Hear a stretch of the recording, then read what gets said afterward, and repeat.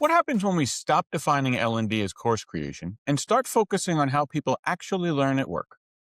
In this episode, Jane Bozarth shares a new framework exploring the social infrastructure of organizations, why instructor-led learning may be making a comeback, and how AI is amplifying, not replacing, human connection. If you've been rethinking what L&D should be in an AI-driven world, this conversation will challenge and expand your perspective. Jane, thanks so much for joining us. Thanks for having me. It's good to see you again, David. Good to see you as well. You and I know each other very well, but for anyone who might be watching who's not familiar with your work, tell us a little bit about you and what you do. Well, for a number of years, I worked for David Kelly at the Learning Guild. I was writing research reports, and he was overseeing me as best he could. I have a long background as a classroom trainer, platform trainer, instructional designer that over time shifted to e-learning designer, e-learning guru, guru is a bad word, e-learning advocate. And then that led to an interest in social learning and building on social learning. Trying to be a proponent of that as well. And then I had been working all that time with the state of North Carolina as the world's worst bureaucrat. When I left that job, I went to the Learning Guild for 8 years, as it turned out. We did surveys, we did white papers, we did literature reviews, we did all kinds of fun things together. And that's still all available, I think, online. And that's a good table setter for what you've been doing up until today. Now, what are you working on lately? Okay, so I was in Germany. I like to drop names. So I was in Germany. I was doing a conference there. I was at OEB, and Tracy Cantu was there. I don't know if your audience knows Tracy, but she's a fabulous soul. And I said, I think I might have one more book in me. I might still have something I need to do. And she suggested that I revamp, do an update to Show Your Work, which is about 10 years old now. She said I should update it to reflect showing your work with AI, which I thought was interesting and appropriate and timely. And I sat down to start working on that in, I guess, December. And I liked it and I was enjoying that, but something else kept showing up. Everything I was researching, everything I was looking at, there were always interruptions from these news stories that companies were letting people go because of AI and then having to turn around and hire them back. And it was happening over and over again. I saw the data, I was checking on it this morning, and the number I saw was that 65% of companies that have done layoffs for AI have hired staff back, often within 6 months. And I thought that was the more interesting thing to be looking at right now. So I took a look at it, and it was almost always because there was a deficit created by removing the humans. Who knew, right? That AI was great at things that could be heavily automated, that were heavily rule-based. But when it came down to needing empathy, when it came down to needing judgment, when you had situations, exceptions or edge cases, or when you saw an example, especially where policy ran up against practice, AI was failing and people realized they needed to bring humans back. You think you don't need these humans because so much of what they do is tacit. Maybe it's not measured. Maybe it's not captured. But when you remove it, boy, howdy, does it show up. Does that make sense? It absolutely does. Yeah. So I started trying to figure out how to explain this, how to make it evident, how to make it more explicit. And it evolved into what I am calling the adaptive enterprise framework. And I'm going to bring that up now. It's a slide. Yeah, that'd be great. Show us the visual and walk through it. So what we're looking at here is and I think of this as layers and circles, not so much tiers or a hierarchy or a sequence. It's not so much a process. It's just it's a look at the environment. And at the bottom, for the first layer there, I call this social infrastructure. It is where people talk with each other. It's where information is getting shared. It's where information can travel around an organization. It is where we can see things like informal networks, department conversations, water cooler conversations, people interacting with each other in maybe not necessarily structured, scheduled ways, are just talking about what's going on. Communities of practice, I have a fairly tight definition of this. It's based on Winger. And in my view, communities of practice are people who get together to improve practice. They are not networking groups. They're not just interest groups. They're not just people who hang out because they have a common thing that they do, but they're really dedicated to improving practice. That's not to denigrate things that are lesser structured networks. Like, I think there's a distinction between communities of practice and communities of practitioners. And I think we have lots and lots of communities of practitioners. And I think that the phrase community of practice is very appealing. It's like teams and community and families and that kind of thing. But I make a distinction. And that is where we are able to capture so much of the tacit knowledge that isn't necessarily written down anywhere, that isn't necessarily scripted anywhere, where people are sharing their anecdotes, people are sharing lessons learned. And the last item, I call these the four pillars of social infrastructure. The last one there is culture. Hmm. Culture is what allows the other things to happen. If you, I would not say this applies to every organization. If you were in a very tightly controlled, highly regulated, highly regimented, millions of processes, step by step, assembly line kinds of work, maybe overseen by a single, two, or three really strong entities, that is going to affect how much the other things ever even happen. Those are also the companies who are not hiring the humans back necessarily, right? So when I'm talking about culture, I'm talking about an environment where people are allowed to talk to each other, where sometimes you can admit you made a mistake and the world doesn't end, where there may be postmortems of projects, where there may be, like with medicine, they do mortality and morbidity conferences where they actually sit down and talk about why they lost a patient. And they're honest about the mistakes they made there. So that is what I mean by culture. And I don't think it's driven solely by management. I think that we and employees can do a lot to contribute to culture, to help shape that culture. I think there's especially a lot of room here for more work from learning and development. I think that we have a lot of places we can fit in here that maybe we haven't before. The next layer up is what I'm calling continuous learning. That is where the rest of stuff goes. That is where the more formal things go, the more structured things go, the things that are more measurable, maybe. It's where your LMS is, it's where your tech stack is, where your knowledge management platforms are, where the formal training fits there. The formal structured instruction is what would fit in there. At the next level, some human being has got to make sense of some of this stuff. I mean, we talk all the time about humans in the loop. We talk a lot about the need, no matter what AI is doing, the need for some human to review it. When you've got a matter of policy is running up against practice, when you've got a matter of an edge case, when you've got a matter of needing discretion, that is what we have the humans for. Underneath all that, AI can amplify it, right? AI is not the driver here. AI can't do anything without the humans doing all this stuff first. So AI can help that travel faster. It can help you surface patterns. It can help make sure the information gets where it needs to go. It can make it way more accessible. But mostly we're just using it, as I can tell, to generate a lot of content in most of the situations I'm talking about. And ultimately, we're looking at a more adaptive enterprise that is getting the information more quickly, that is able to manage that information more quickly, that is able to get useful information and advice from that more quickly. And then it's not agility. It's not just being fast. It's about getting the right information from the right people at the right time. So, Jane, you mentioned that formal learning is part of one of the layers of the circle. I'm just kind of curious because we spend so much of our focus on it. Where does it fit well into this model, but where does it maybe fall short? I think one of the problems we have in our business is that there tends to really be this all or nothing thinking. It's like everything has to be formal or everything has to be informal or nothing can be this or nothing can be that. I don't know that it falls short. I just think we've made some mistakes about when different things are appropriate, right? The training department builds training, and we don't really see very far beyond that. But I think, it is evident that people do learn from each other. People do learn from living in the world. I mean, we don't sit a child down and teach him to conjugate verbs, right? Your kid learns to talk by living in the world. We've said that forever. I mean, they hear the adults around them talk. We're hoping that they're hearing great grammar. They learn to get along by going to school and getting along. There are things we can't necessarily teach formally. And I actually think we're doing better than we used to with understanding that there's more serendipitous learning, there's less intentional learning, there is just things that are by happenstance, things you do run into somebody who knows something you need, you do run into somebody who has a degree in that thing. I think we could help that happen more if we got a little bit out of that box of formal instruction. It's also interesting to me, you can watch two organizations take the same problem and apply a formal training solution to it, right? And we think we know what we mean, but we mean instruction.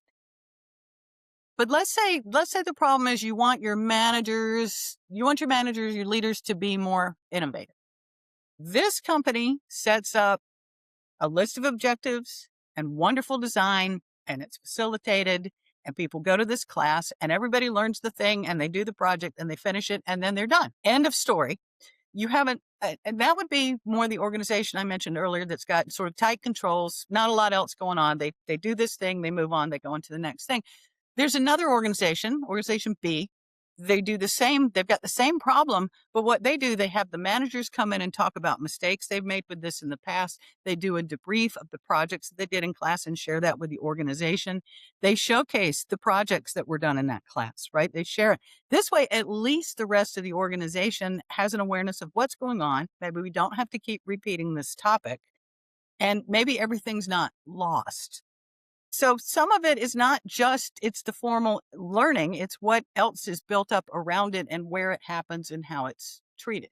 And I appreciate how the framework that you're sharing can inform how we approach the formal learning piece. And that's actually what we're going to explore next, what this means for how we design the learning programs that we create and why we may be seeing a shift back towards more human-centered experiences. So stick with us. That's where we're going to take up things back up. You've got the knowledge, the expertise, but turning that into effective, engaging training, that's another skill entirely. At InSync Training, we take your content and transform it into learner-focused, interactive, and results-driven programs without the guesswork. Our instructional designers are experts in structuring training that's clear and engaging, designing interactive virtual, hybrid, and blended learning experiences, and developing training that sticks. So your employees don't just learn, they apply. Stop struggling with training that misses the mark. Let's design something that works. Schedule a consultation today. Welcome back. Jane, you and I were discussing in advance of this podcast how the human connections are starting to return to offices, and that includes a resurgence of instructor-led training. What do you think is driving that? I think we've got several things driving that. I think for one thing, these people are having to bring people back into the workforce, have figured out that we need humans who can interpret change together and not just humans who are somewhere consuming content. I think that's become a real problem in our business is that we are drowning in content and we're not doing the right things with it. But there's several things going on. I am seeing anecdotally that more of my friends are doing stand-up training. I am here that more of my friends are doing more virtual training. I'm here that more companies are doing more facilitated stuff. But they were in such a rush, they didn't always pay attention to maybe making the design changes they needed to make that more effective and not just pushing slides at people. So I see that. We are seeing, this is the other thing, and I think this is interesting. We're seeing a body of research emerging now. The first that I recall was the Surgeon General's report in 2023. That would have been Murthy. The Surgeon General's report about loneliness and isolation, particularly in the workplace. We've got people who love remote work. They love working from home. They like hybrid work, but they're saying that they are isolated, that they're disconnected, that they're missing out on human connections, that there's nobody to just turn to and say, can you help me with this? Can you do this? Do you have any experience? We don't run into people in the hallway anymore. And we don't run into people at the water cooler like we used to. And I think there's a school of thought, and they're not wrong, that you can make AI be that for you. But I don't think it's quite the same as the human connection. So I do think there is a need or a desire for people to have more opportunity to connect in more meaningful ways. So, Jane, you're talking about extending the experience beyond what we traditionally do in formal training. Can you give us an example of that? All right, let's talk about an example where we do have formal training and we find a way to make it last, make it longer, keep people connected. When I was with the state, the state's flagship training program is the Certified Public Manager Program. It is a big deal. It's accredited. It's a national program. And a colleague of mine was the program director for it. So she designed some stuff. She also decided when we brought in guest instructors who they would be, and she coached them and worked with them, and she oversaw it as a whole program. She wasn't sitting down designing a course, right? She was doing this whole big program and had to report back about it, and had to report results, and had to keep to certain standards. But she had a lot of opportunity to move within those standards. It was cohort based. It's 2 years. So these people are together for a long time. They do build friendships. They do build a lot of connections. They do have a lot in common. As new or managers moving up, these are often people who were slated for more later. They're kind of in the pipeline, but it culminates in a capstone project. And the capstone project criteria are things like it must have agency-wide impact. When I say agency, I mean the whole Department of Justice. I mean the whole Commissioner of Insurance's office. I mean all of the Secretary of Transport, the Department of Transportation, which is 10,000 people. I'm talking about a big deal. It's not a little term paper. It's a big deal. The agency heads have to sign off on it. There's presentations about it. And at the end, they turn this in and they present it to their agencies. They're just the group that worked on this gets together and the managers come in and the people come in, stakeholders are there. And it's presented and it gets graded. And then they usually pass. They've had a lot of coaching along the way. And then this person went back to her office and put them in a box. And that's the end of that. And then we move on to the next thing. Now, there are several things at play here. First of all, she did her job. It was not her job to do something else with these things. Her job was to create and deliver and make sure the training was good and submit the evaluation results. That was her job. There was a really obvious opportunity here. I was writing Show Your Work at the time, and I offered to help. I said, why don't we find a way to make this stuff live a little longer? People have worked for a year on this stuff together. They've been talking about it forever. It's like writing a dissertation or something. I said, what can we do? Can we live in the LMS, which we are grossly underusing? Can we put it in some sort of database? Can we make it kind of searchable? Can we help it be available to other agencies? And she just wasn't interested. I offered to help her, and she had an administrative assistant who was mostly assigned to her. So she would not have had to do a lot of work, but she's like, going on to the next thing, which is her job. I get it. But here's the thing, and this is where culture comes in. I think we put a lot of responsibility on leaders to be the only arbiters of culture in an organization. We talk about how they need to create these environments and they need to demonstrate stuff and they need to be the ones to lead it. And I don't really disagree with that, but here's the thing. No one was stopping her. Right? We didn't have a culture that was preventing that sharing. We didn't have anybody saying, oh, no, my goodness, no, we need to just put those in. But nobody said she couldn't do it. We had a culture that maybe we didn't sit around singing about the sharing song, but we also weren't stopping it. So I just think there was a really good chance there to help people to continue the course, to continue the work. And now with AI, we could have taken whatever that information was. AI could help us find the patterns, find repetitive themes, find out that 82% of our organizations were struggling with resource allocation, find out that 70% of our people were struggling with hiring competent staff. I don't know what AI would have found, but it would have found more than putting it in a box, Mm-hmm. right? Yeah, sure. And keeping those people connected. I remember they sort of formed their own informal communities after they finished. The cohort pretty much fed graduates into a bigger group of graduates. And that worked very well, but she, again, did not want any part of it. And I don't mean to say she was rude about it. I don't mean to say she was mean. And I just mean she was on to the next thing, which it's her job. She's doing her job. I would argue that somebody who opted to do that job in the bigger way, sooner or later, somebody would have noticed. Sooner or later, a manager would have said, that was really helpful that I could find this guy's study from 2 years ago. This was exactly what I think ultimately it would have paid off for her, but it did not have an immediate payoff. It might have ended up being part of a, recognition and a performance review.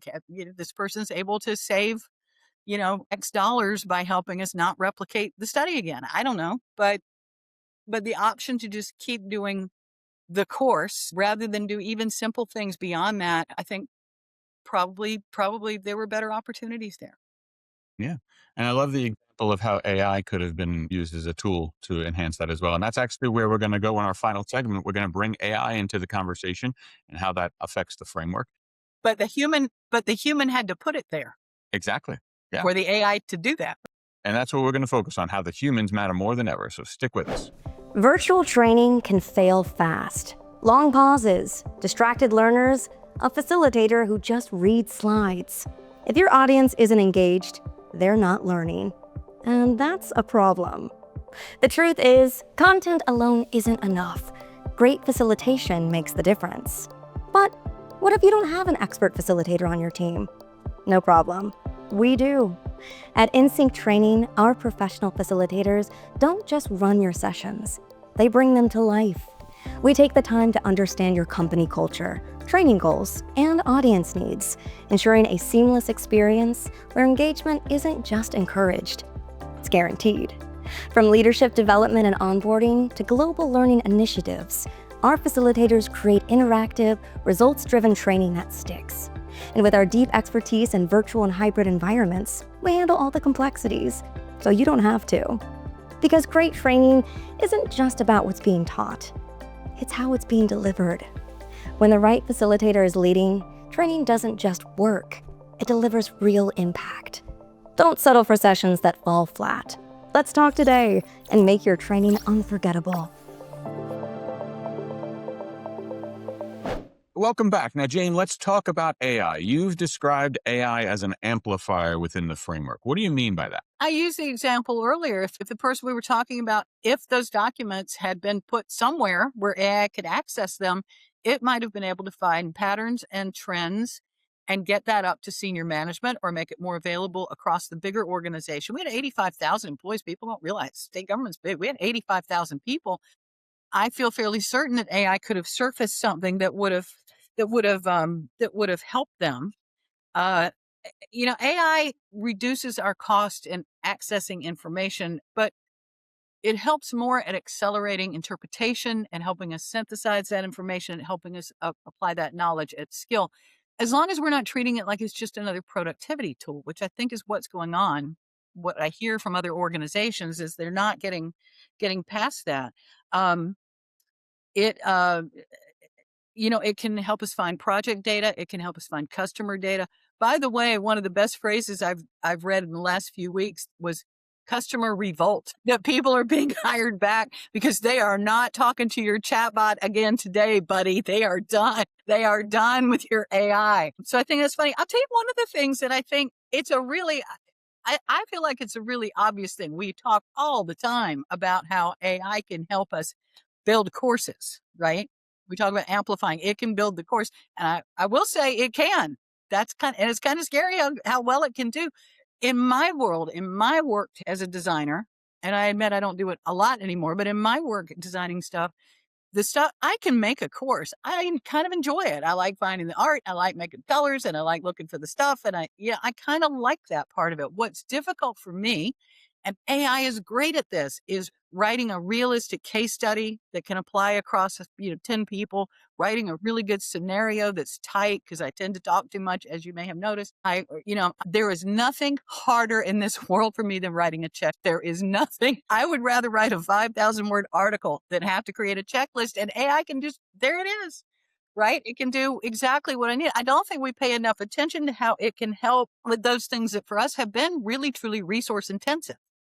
More than building the course has been to me. And, that's a personal thing. You may have a different thing that you find onerous, but I think we really we're so busy saying we can build courses that we're missing. It can do other things that are good for our work. So, if we can get the AI embedded into our work rather than it just, being our little office buddy and reading our email, if we can teach AI to prompt us for reflection, if we can teach the AI to prompt us for stop and take a breath and think about what you're doing. Is there somebody in the organization who's an expert on this?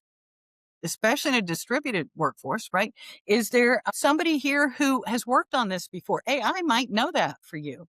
Where searching LMS profiles and that kind of thing are not going to get you that. I think that we're missing opportunities for AI to amplify what the organization knows, where it is, help it travel, right? And help us find the help we really need and connect the people that we really need to connect. It can break through some of those silos. It can move throughout an organization in a way that humans often cannot. It can get around some of the gatekeepers. So I think there are lots of ways we can look at AI as the amplifier or accelerator. Again, it's not the driver. None of this happens in this kind of organization if the humans don't put the content, the work there in the first place. Right? Now, you mentioned the phrase, and I like the phrase earlier, humans make your AI work, which sounds like a great tagline for an AI company. But what does that look like as a practice? Well, humans have to decide what we're going to do and decide the action we're going to take on it. One of the things I find interesting about AI, and this came up in a court case, I don't want to get in trouble, but I think it was Salesforce this week. They've been in trouble for hiring practices that the AI application and the AI recruiters are just, it's too arbitrary. They're losing people of a certain age. They're discriminating. And I believe the judge said, you can't say AI did it. right? You can't blame this on AI. You can't say, well, AI did it. So AI, humans are accountable for what ultimately happens. AI is not accountable. AI can't go to jail or be fined or die or get hurt. AI isn't going to feel guilty. AI isn't worried. Your AI don't care. I had a colleague one time, Ann Howard. I hope she's still around. I don't know what happened to Ann. And when the internet was new, she had a great little phrase. She said, the internet's a lot of fun. You can surf in it, you can swim in it, you can play in it, you can have a great time in it, or it can kill you. The ocean is like that. The ocean you can play, you can swim, you can frolic, you can have a great time, but the ocean can kill you, and the ocean doesn't care, right? And that's like AI. AI can make all the recommendations all day long, but if you're the one who's got to go to court, you best check on that, and you best make sure it's making good decisions, and it's checking on the things you do. So we can make that AI work. We can make the AI better. But we have to be the ones that give it what it needs so that it can be good. It can generate drafts. It can generate synthesis. It can generate predictions. But we got to decide what questions to ask, what outputs are useful. Like that business of somebody needed to read the closed captions and see that they were telling to throw water on a grease fire. A human being should have seen that. Right? But the AI is just a failure, and it's out there to 2 million people now watching a instructional video that's got the wrong information on it. Connecting insight to real decisions, knowing where you can make an exception to a rule, knowing that where you can bend a rule a little bit. That kind of thing is how the humans are making your AI work, and not the other way around. So let's tie it together with our final question here. Let's tie all this together here. You've got the framework, which was built on a vision that you're having, a lot of thoughts that you've been having about where the industry is going. You've shared some great examples here. Tied together, what does the future look like for us in L&D?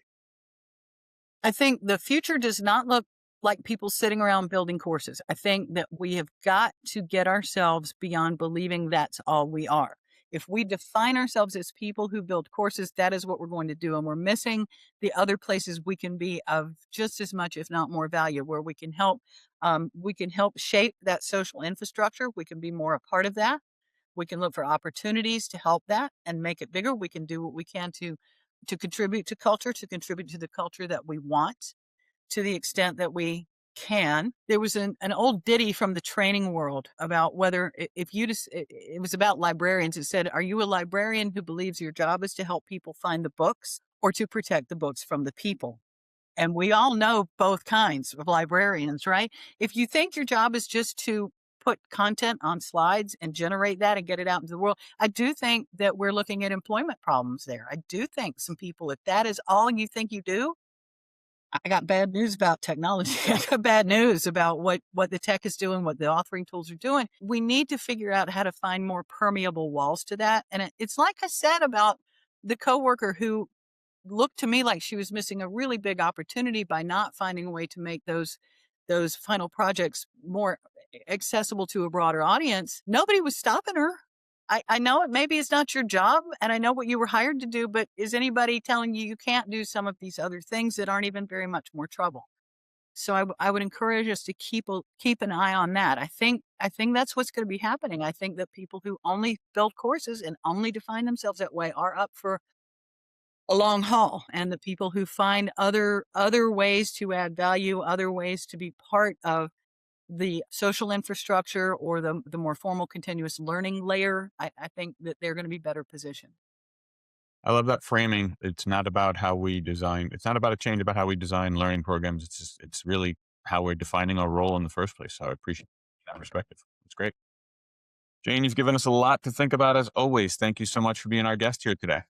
Thank you. This was great. Thanks so much. And I'm sorry I talked so fast. No, it's so good. Thank you. And to our listeners, if this conversation sparks some new thinking for you, take a moment to reflect on where learning is really happening in your organization and how you could be supporting it differently. And if you're enjoying these conversations, be sure to subscribe to Modern Learning on the Air so you never miss another episode. Thanks again for joining us. We'll see you next time, everybody. Thank you for tuning into Modern Learning on the Air. For all your training and services needs, visit us at insynctraining.com. And don't forget to sign up for our monthly webinars, where we cover key topics and trends in the learning and development space. Until next time, keep learning and keep growing.